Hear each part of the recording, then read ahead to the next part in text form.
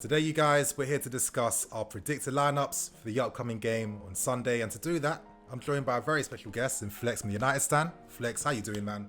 I'm good, man. I like this because you're not going to get many players in the team. So Hey, we're going to find out. We're going to find out. But you know what? With my predicted lineups, I like to do things a bit different. So obviously for formation, obviously our go-to one is a back three. Yours is 4-3-3.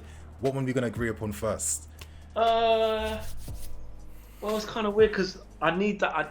The Bruno situation is very nuts. We need to have a number 10.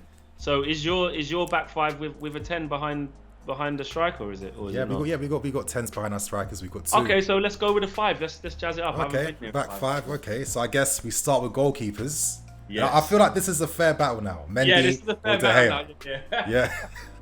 For me, Mendy's been impressive. I can't lie. Like a few times, people try and force like he's mid, which I don't understand at all. To be honest, I feel like I've seen a mid goalkeeper in Kepa for a long time now, and Mendy is the complete opposite to that. And since he's come in, we look so strong from defending set pieces. We were terrible at doing that. I feel like his 1v1 saves, his ability to just spread himself wide, and he comes clutch so many times. And I like my keepers that aren't too busy in games too, because for me, obviously, to be at this level, you don't want your keepers who are constantly, saving shots every 5 minutes. I want my keeper who's mentally in the game, even though he's not involved. When that moment comes, he's ready. Yeah, I can't lie. I like Mendy. I've missed being able to troll you lot really with Kepa. 75 million. I think you lot are getting away, like, because you went and rectified the problem fairly quickly. It's almost like the foot is off your necks, the hand is off your necks with that whole but you lot got Kepa for 75 million. This is a record here. What's going on here? It's very nice. Absolute madness. I have to talk about it now.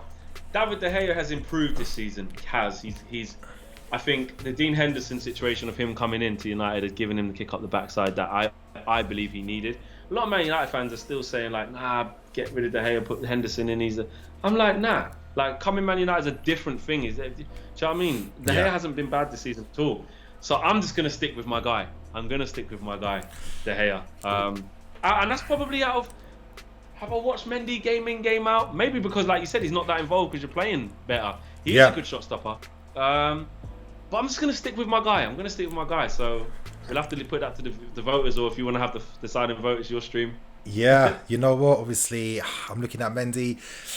You know what? I guess just because you're the guest today, I'll let you have the hair in goal. He's got the Prem longevity, which I'll give as well. You know what I mean? He's had many clutch moments too. And, for me, Mendy's having a great start to his career. And I think, obviously, next year, the conversation will continue to rise, in my opinion. But now we move on to the back three. And I feel this is where, things get very, very interesting. I think we can go one by one. But that's kind of long, in my opinion. I feel like I'm going to ask you to give your back three. And then I'll give my back three, and then we'll talk. Yeah. Bailly.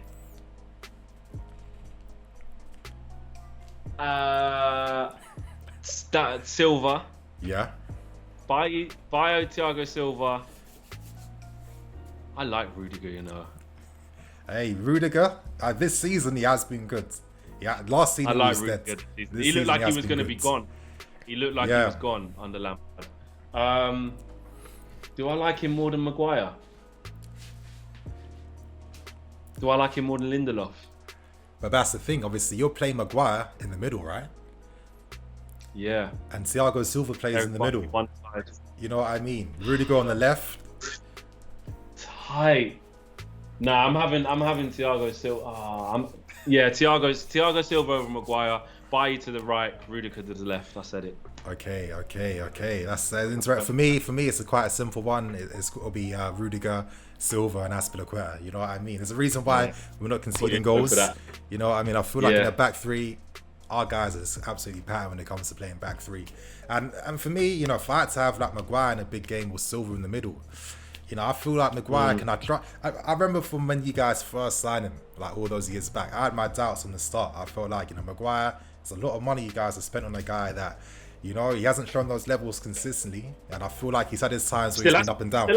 Exactly, and he's like 70. He's like, for me, I don't want to say he's a Kepa of defenders. That's too harsh. Kepa's been quite bad. Yeah, that's probably a bit harsh, but I see where you're going with it though. Yeah, we've got bumps. Just say.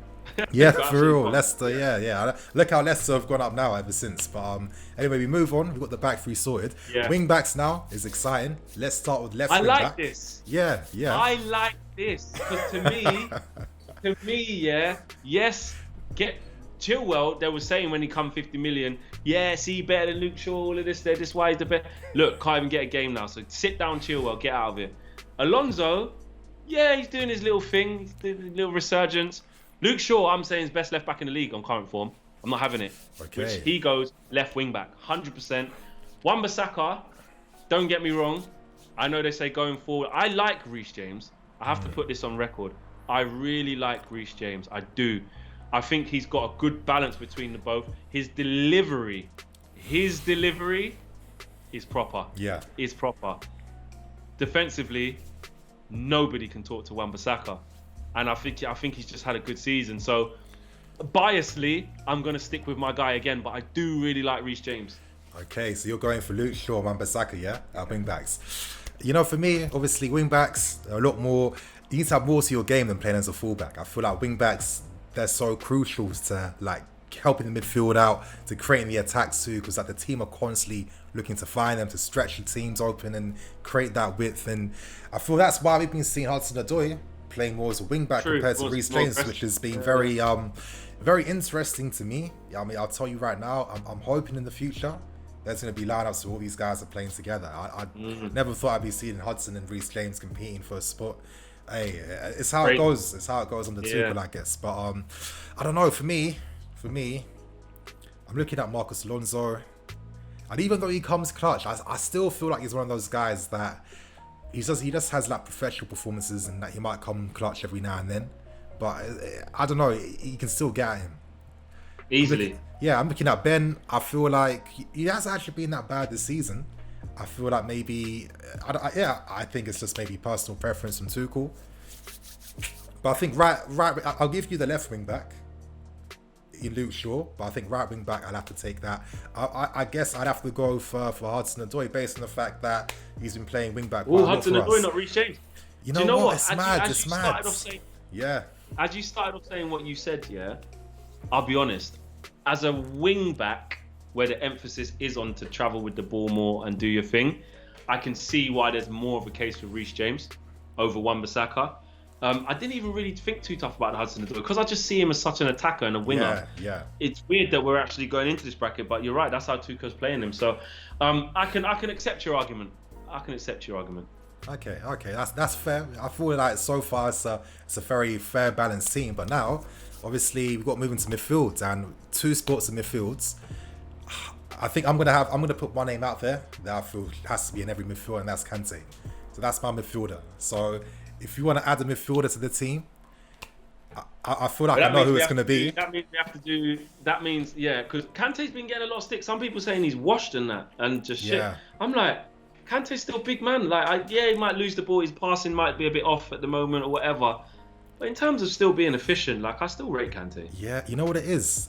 Every time he gets back from an injury, people just can't accept that it's going to take him at least like 1 or 2 games to get fully back there. You know what I mean? It's just been injury, to be honest. And like the way people have spoken about Kante has shown me just how disposable football players are. Because this guy's been keen for us 100%. For years. World Cup winner, Premier League winner.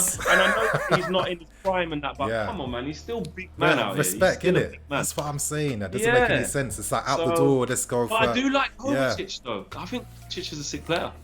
Yeah, I mean, you know what? Kova, for me, is definitely a guy you'd pay to watch. I do feel like he does have his limitations, but in this type of formation, he definitely does stand out. You know, it's interesting. Saying Pogba, Kante, Bruno. I think that's definitely fair. I think Pogba's injured though. Are we doing it on players who can play? I feel like we've got to do on players who can play at the moment. You know what I mean? Ideally, for me, it would be Kante and Pogba straight. You know what I mean? But yeah, 100%. You just get that French connection going. Yeah. But I'll be honest, we've only got, at the moment, Scott McTominay is like, we're trying to rush him to get him going. There's no Van der Beek, there's no Pogba. It's Matic and Fred who are going to start for us. So feels like if it's who can play, if it's on who can play, then you've got Kovacic and Jorginho there, innit? Yeah. Or whatever you want to do. Yeah. For me, I'm going to go for Kante and Kova, I feel. But now I feel like this is where United's gonna have the advantage now, because now we're gonna move on to the attacking 100%. positions. We got two. You can call them like 2 10s, 2 inside forwards. You know what I mean. We can be flexible with this type of position, and we got a striker. So, okay, I'm curious to hear who your two, inside forwards, who your two attacking players are basically for the system. So, Bruno. Oh, we've put Bruno in the 10. Yeah. So it's just the two strikers we've got. Yeah. Yeah. Yeah. Rashford has to play 100%. Like I spoke about this before on the preview with you. Basically, how frustrating he can be. Yeah. But he's unplayable. He's unplayable. You talk about coming clutch. Like that is what Rashford is. There's games where he can make bad decisions. He looks like we're in a rut. We're in a dark place. He produces something. He's been really influential to us, and I think that your front line has been stuttering. I look at the goals Rashford scored. I think he's got 8 or 9 Premier League goals. Bruno, we haven't been prolific, but I know that Werner has been struggling. Yeah. Havertz has been struggling. Ziyech has been struggling and bit through injury. Hudson-Odoi is still on his way in there. Mason Mount is in and about. So, and Giroud's. You got a weird setup. You got a Pulisic, Giroud, Tammy, but none of them have really kind of. And that's what you were talking about in terms of the top end of the pitch. Yeah. You're not really there yet. So. Where I think our top end of the pitch has gone through a bit of a blip, but I just know certainly that Rashford is got to be in there as one of the strikers, 100%, and then we can have to open up the conversation for the other striker. Yeah, I mean, you know what? For me, I'm gonna have Rashford's, Bruno, and Mason Mount false nine, because he's been playing false nine a lot. And I feel like, even though I've got a massive respect for Cavani, I mean, I knew he was going to be able to get this league clock straight away because he's a world-class player. And even though Giroud, world-class in his own right as well, I don't know, I just feel like this team, that fluidity in the attack, you got Mount pressing from the front, playing false nine, linking up, letting the space for Rashford, who, Werner, Rashford kind of play the same role. I'd probably say Rashford's probably a bit better. Of course. So you got one as like a false nine. So you got Bruno in the 10. So I got and then the 2 forwards. Yeah. So basically, I got like Mount false nine on the top. I got Rashford's on the left with that front three of that Christmas tree, and then Bruno on the right of that Christmas tree. Because I feel like that'd be a mad front three. Yeah. Yeah, and then the 2 just behind. All right, cool. Yeah, but it feels mad. I mean, we invested so much money in attacking players who haven't. I don't know. I feel like we learned the lesson that you can't just throw money on attacking players and expect them to just be able to like instantly just like click and combine straight away. You need to have the structures for that. So it's interesting that Tuchel, for me, is prioritizing more defending than looking to bring the attack out, which is probably saying questions about maybe why like I don't know. I feel like it says like quite a lot, and I'm interested to see what he's going to be doing for next season. But to be honest, Flex, I think right now we've got a pretty good team. I'm sure the comments can't be getting too.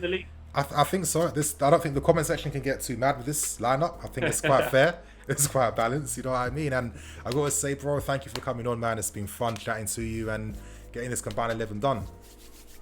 Nah, big up, man. Thanks for having me. Always a pleasure, bro. And it's a cliche, but, may the best team win. No dodgy penalties, no VAR thing. Just someone's going to win. Let them deserve it. Yeah, but you're a United fan. I know you're crossing your fingers saying that.